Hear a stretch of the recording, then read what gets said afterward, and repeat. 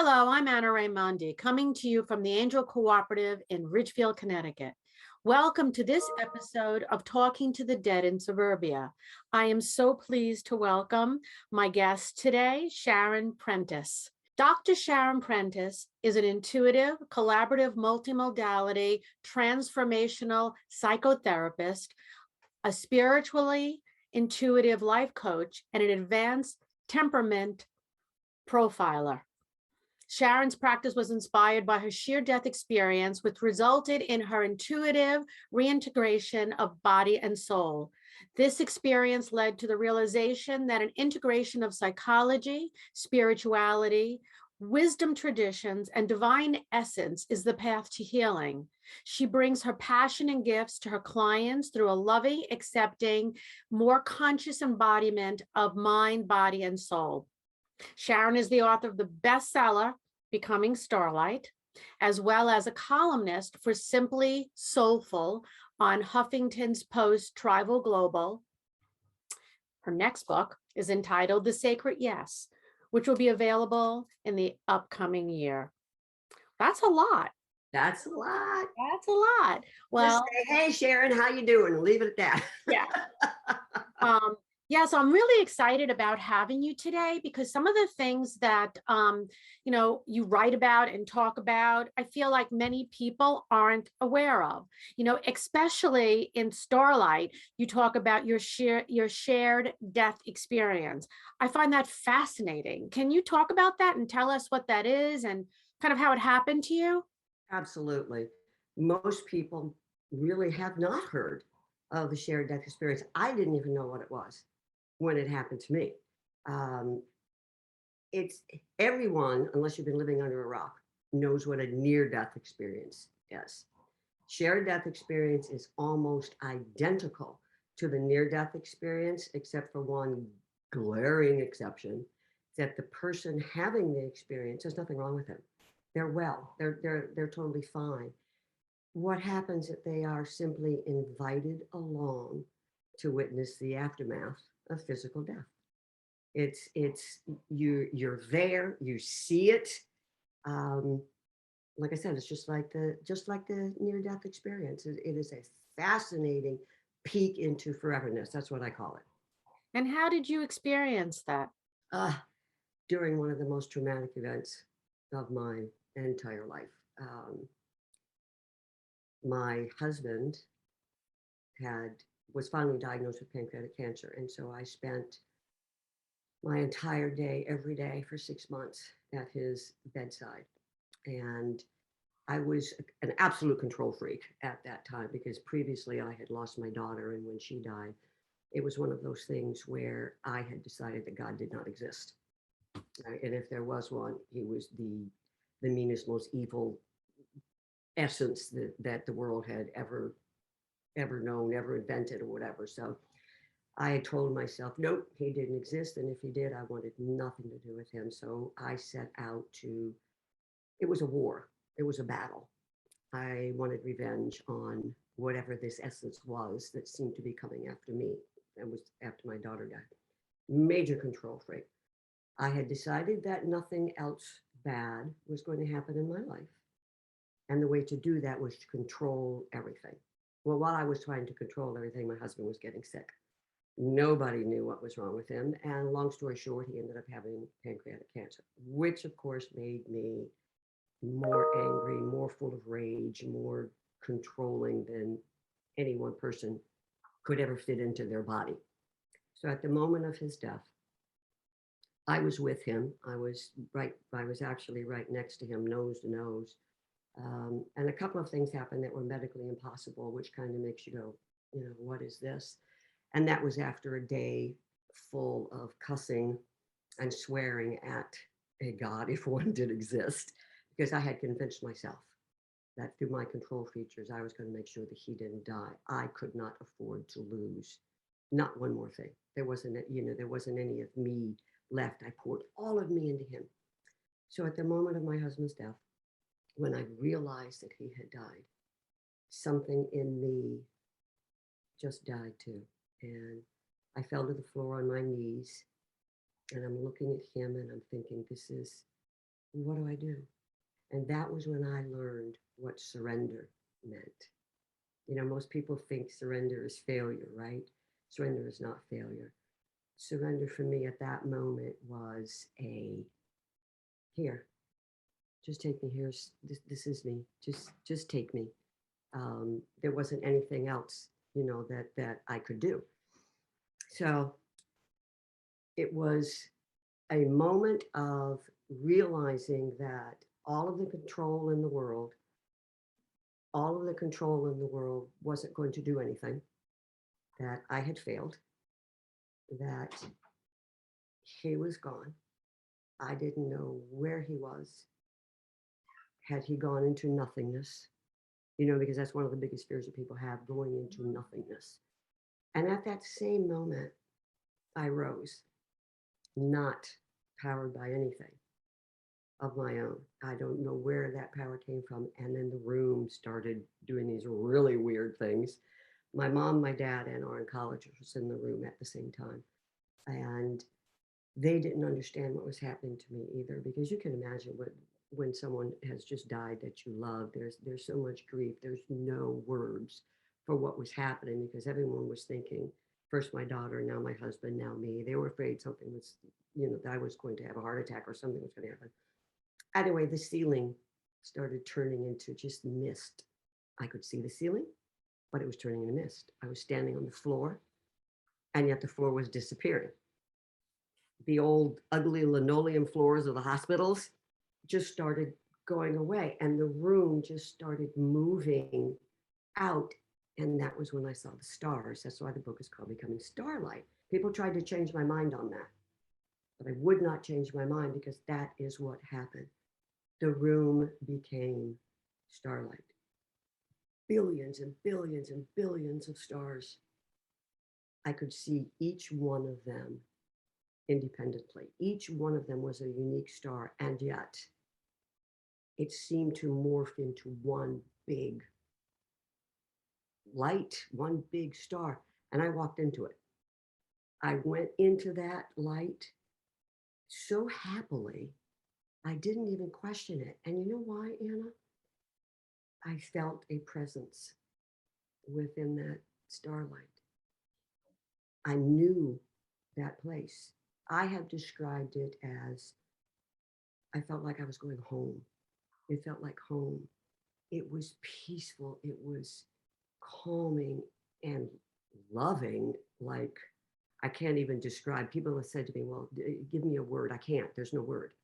There is no human word for what that love and that peace and that calming felt like. And I found myself just being enveloped in this all encompassing peace. And within that peace, there was joy, and there was, I want to say happiness, but it wasn't happiness. It went so far beyond that I didn't need to say the word happy. I just was, for the first time in forever. There was no rage, there was no anger, there was no hatred, there was no need to control, there was no need for anything except just to be in that love. And I saw my husband. He was there, which was shocking, because he looked like he did years before he had gotten sick. When he died, he was 6'3", and when he died, he weighed only 90 pounds, because you know what cancer does to somebody. Mm-hmm. Nope, he was standing there looking great and looking beautiful and happy. He had a smile on his face, and it was okay. That's the strange thing. People look at me and like, what do you mean it was okay? It was okay. Everything was exactly the way it was supposed to be. He was where he was supposed to be. I was where I was supposed to be. I have told people many times when they have asked me, why do I think I was given this experience, this blessing, this whatever you want to call it? I think it was two factions, really. I had set up this war with God, this existential battle. I was going to beat you. You know, I was going to beat him. I was going to beat death at their own game, and nothing bad was ever going to happen again. And I think Steve, that was my husband's name, actually said, when he got to where he was, will you please throw this woman a bone? Because if you don't show what's going on, she's not going to make it. So I think God finally said, I've had enough of you. I want to show you what's going on. That's the only thing that I can think of as to why I was given this experience, because I wasn't a spiritual person at all, at all. I mean, if there was a cuss word out there, I threw it out at this entity that people called God, this all loving, no, no, no, no, that wasn't me at all. So there was nothing special about me at So all. based upon this experience, Yeah, and people who have NDEs, oh, they talk about the light. right. Is the light God? Oh, um, oh my Lord, I wish I could answer that for you because I don't know. Walking into that light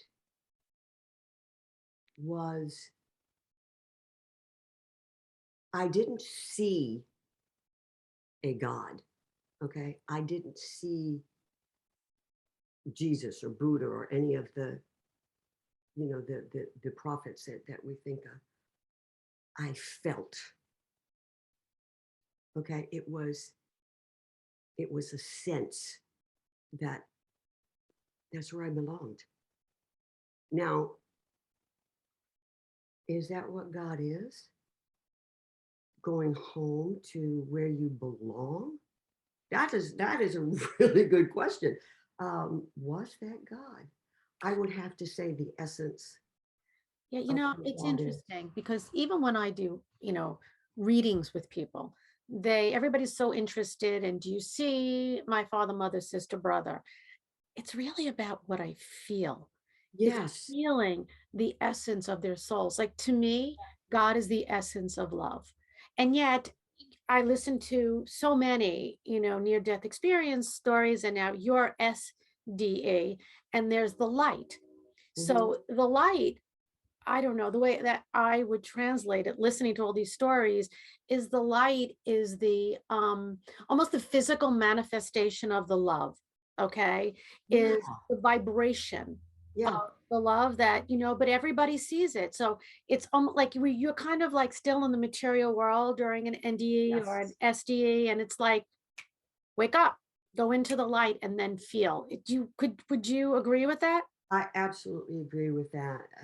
I have had major debates with a lot of my colleagues about what did you see? What did it? It wasn't that I saw.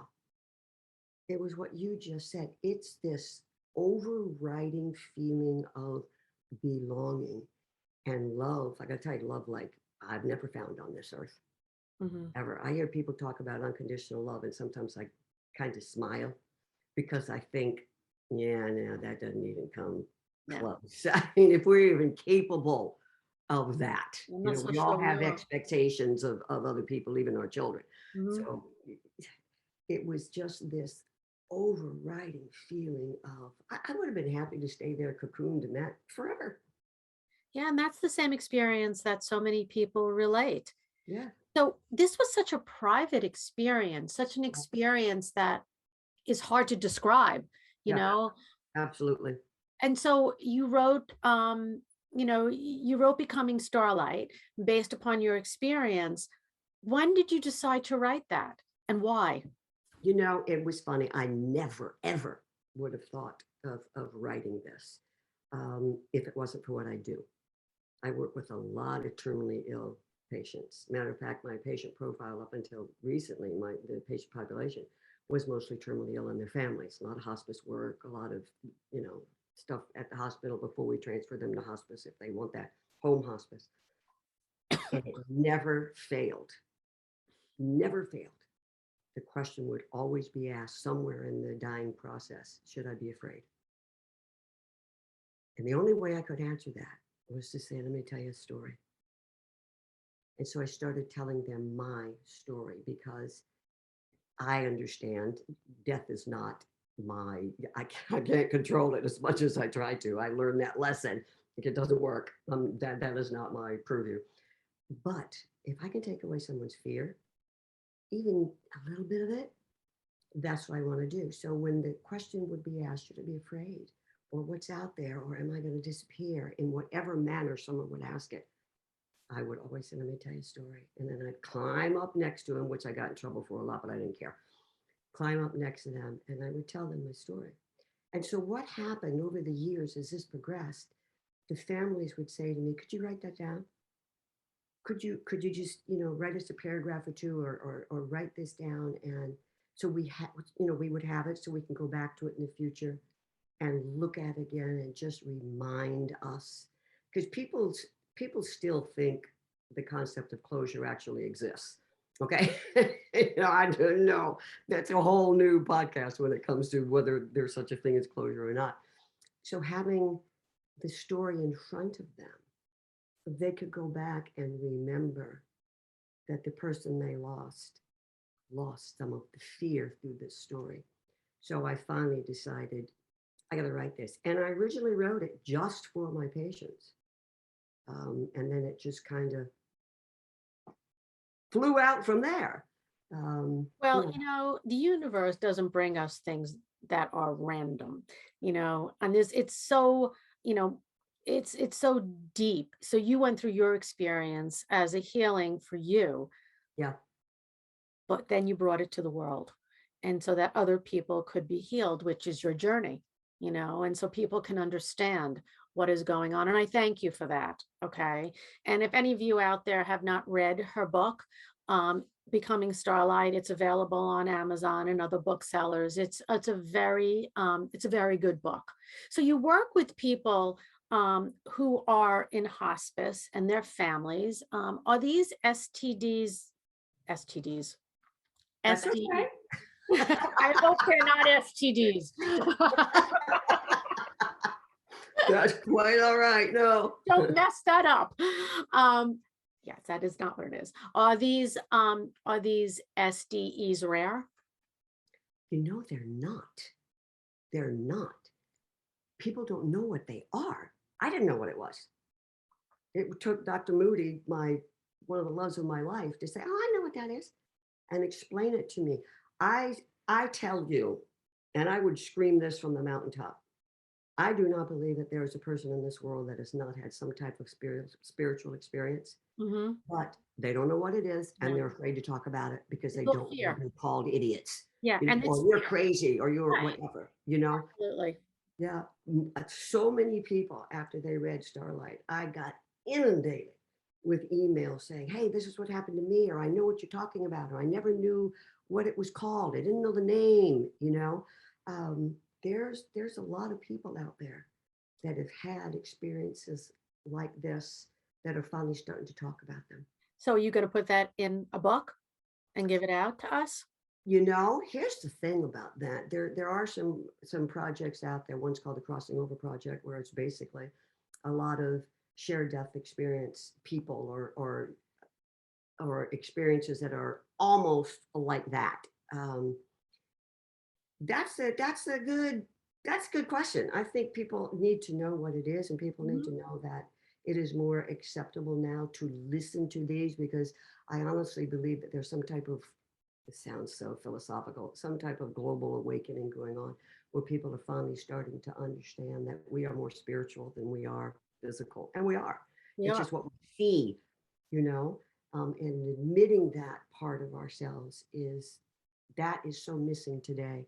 That is a missing link in psychology, as far as I'm concerned, too, because if the spiritual goes down, the entire system crashes. So how, in talking about psychology, how did your peers accept this?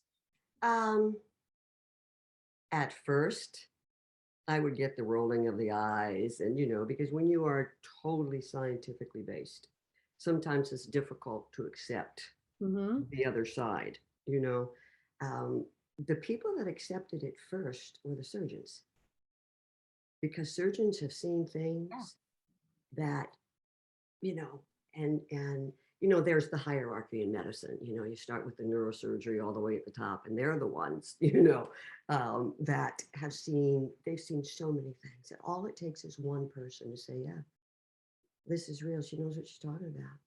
And then it starts growing and growing and growing. And nowadays, spiritual psychology and spiritual surgeons, and I'm using the word spiritual, you can substitute any word that works for you.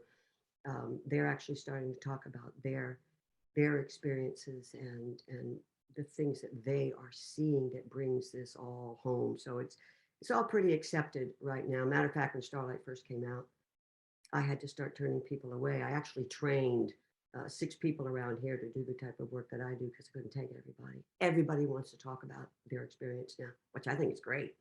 You know, it's interesting. When I was writing Conversations with Mary, one of the questions I asked her is why, like people like Eben Alexander, he gives credibility to an NDA. Why are, those kind of people coming out? And she says, because in this culture, that's what we look to.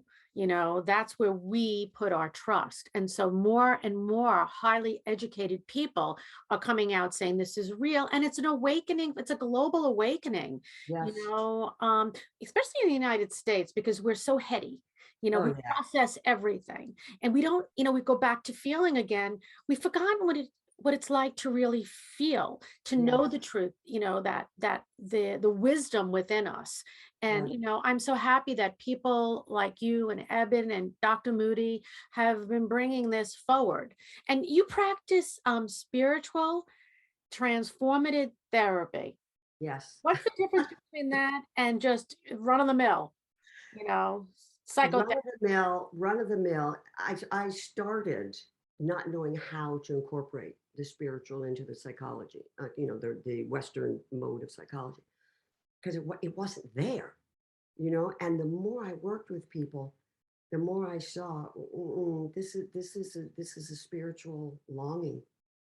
Okay, people are longing for something, and I had to define what that something was. And then I found this little ditty called Temperament Profiling, which I absolutely love. Pastoral counselors use it a lot now. This goes all the way back to the time of Hippocrates. Dr. Moody and I talk about this all the time, which is basically, this is who you were when you were born. It's like God said, I want to show the world this part of me. So bam, there's Anna.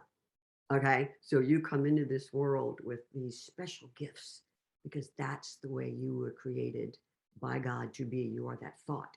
So when I started doing the temperament profiling and I started sharing this with people, it just opened up this can of worms, because it's like, that's why I do what I do.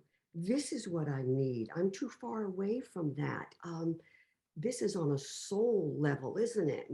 Yeah. And I have told people for years and years that the problem, I think, in our society is that we're lonely.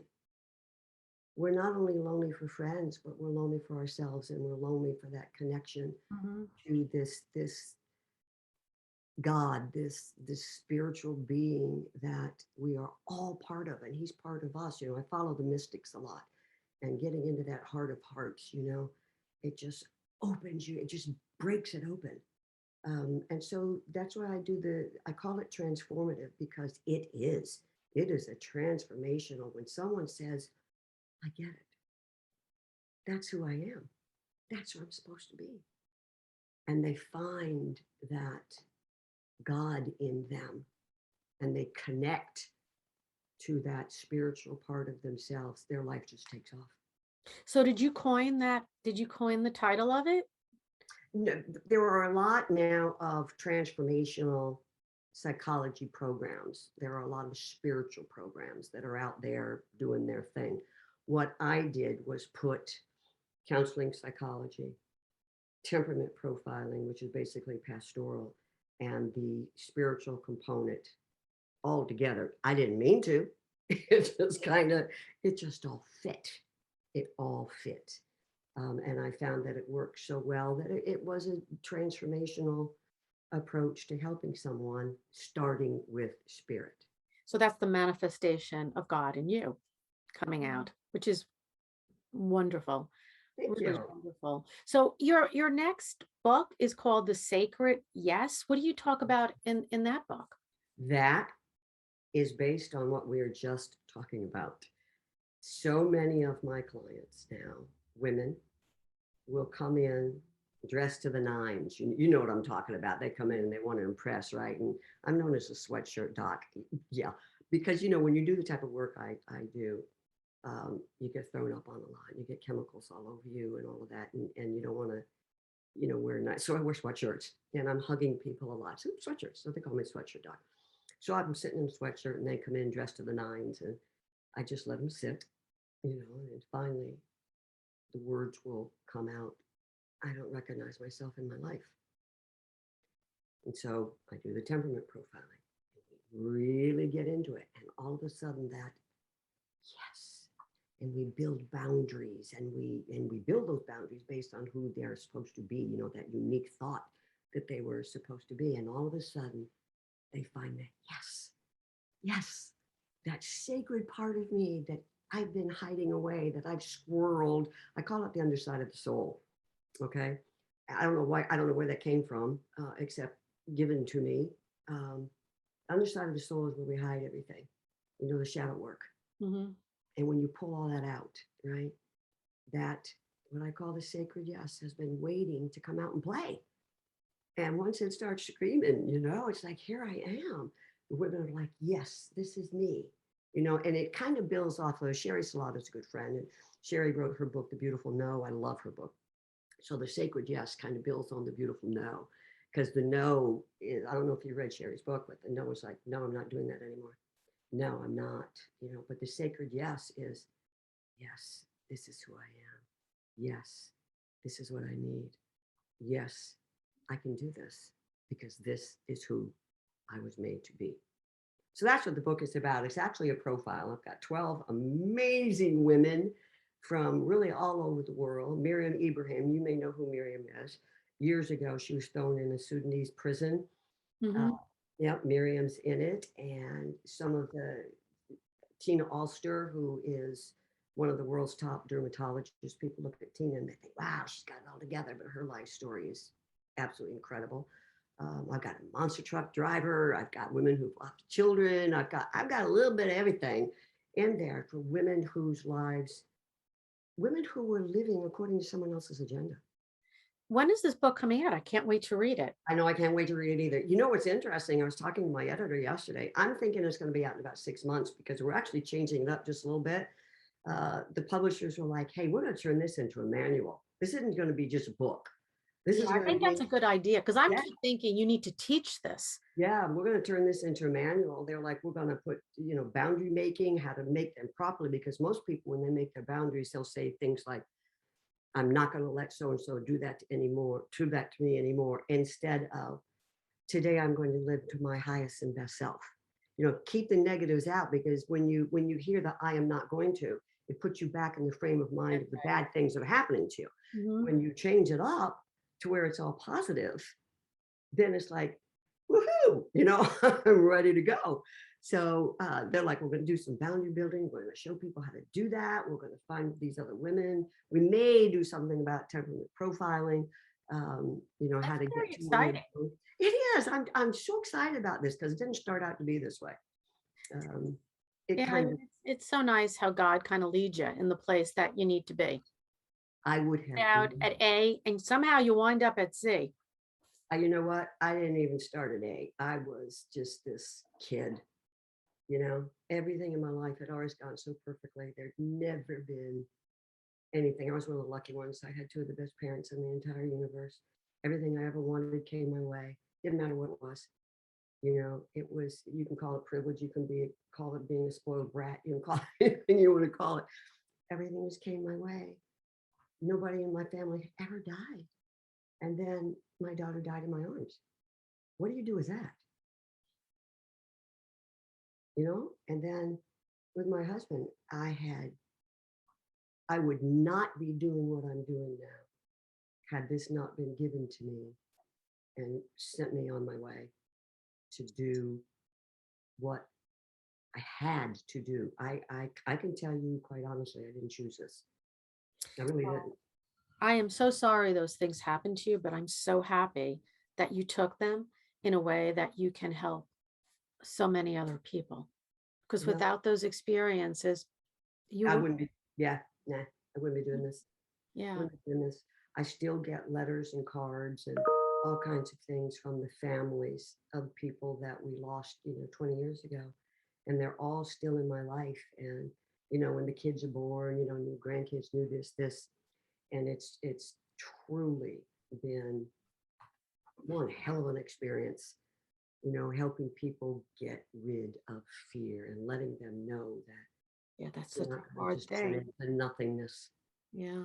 Mm, That the fear mm, and the fact that people just can't wake up to anything that's outside of the material world yeah, is very sad.